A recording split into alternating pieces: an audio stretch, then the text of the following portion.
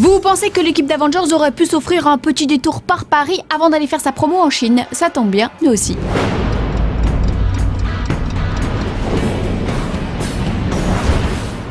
Après Batman vs Superman et les 4 Fantastiques, c'est au tour de Jurassic World de se dévoiler un peu plus grâce à une nouvelle bande-annonce qui montre les crocs. Alors que peut-on dire de ces images? Eh bien le long métrage de Colin Trevorrow ressemble de plus en plus à un film de guerre. Une armée tente de stopper l'invasion des dinosaures mais sans grand succès. Il y a du feu, du sang et des larmes. Manquerait plus que Rambo surgisse de derrière les fagots pour compléter le tableau. Non pardon, on est un petit peu dur là. Non mais c'est parce qu'après avoir vu le trailer de Star Wars 7, on est un petit peu blasé, vous comprenez? Bref, revenons-en à nos dinos. On compte donc 2 prédateurs. Le mosasaure, reptile marin affamé qui ne fera de vous qu'une bouchée, Asylum aurait adoré, et l'Indominus Rex, créature hybride et sanguinaire qui tue juste pour le fun. Ça ressemble vaguement au pitch des Dents de la Mer 3, vous vous souvenez? Dans un parc d'attractions, une maman requin cherche à récupérer son petit et passe à l'attaque. Alors les intentions de l'Indominus Rex sont moins louables, mais c'est à peu près la même configuration, un parc, un monstre, beaucoup de victimes. Décidément, les créatures de Steven Spielberg finissent toutes de la même façon. Et puisqu'on en a à faire des comparaisons, on peut aussi citer la référence à la planète des singes. Il semblerait que dans Jurassic World, les bestioles s'unissent pour échapper au contrôle des hommes et se rebeller contre leur maître.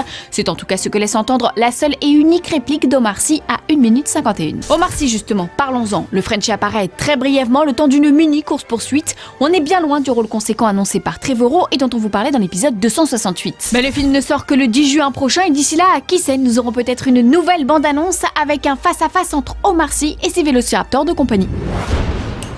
Aussi populaire que le BB-8 qui nous ferait presque oublier son cousin R2D2, voici les news en bref. Après la bande-annonce, voici les affiches. Warner vient de dévoiler les 2 premiers posters de Batman vs Superman. Des posters qui, vous en conviendrez, ont des faux airs d'affiches de campagne. 2 camps s'opposent, les pro-Batman et les pro-Superman. Alors pour qui seriez-vous prêt à voter? La campagne geek et héroïque est en marche en attendant la version sous-titrée du premier teaser qui n'est vraisemblablement pas pour tout de suite. On vous le disait hier en préambule des news en bref, Fast and Furious 7, en solde depuis 2 semaines, vient de dépasser la barre du milliard de dollars de recettes dans le monde et devient ainsi le plus gros succès d'Universal devant Jurassic Park, détenteur du titre jusqu'à ce jour. Les sorties à venir d'Avengers l'ère d'Ultron, Jurassic World et Star Wars 7 pourraient bien faire monter les enchères sur l'année 2015. À ce jour, Avatar conserve la tête du classement juste devant Titanic et Avengers, mais rappelons que Fast and Furious 7 sort tout juste dans les salles et a encore quelques semaines pour intégrer ce top 3. Aujourd'hui dans le coin des fanzoniens, on répond à Maxence Day qui attend des nouvelles de Preacher depuis 3 mois. Eh bien Maxence, c'est officiel, Preacher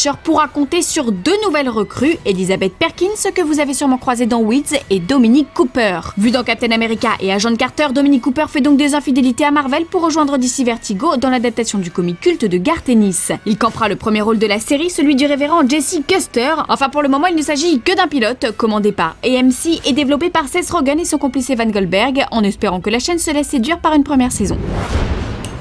Fanzone, c'est fini pour aujourd'hui, mais vous pouvez nous retrouver sur YouTube en vous abonnant à la chaîne Fanzone et à la chaîne Allociné.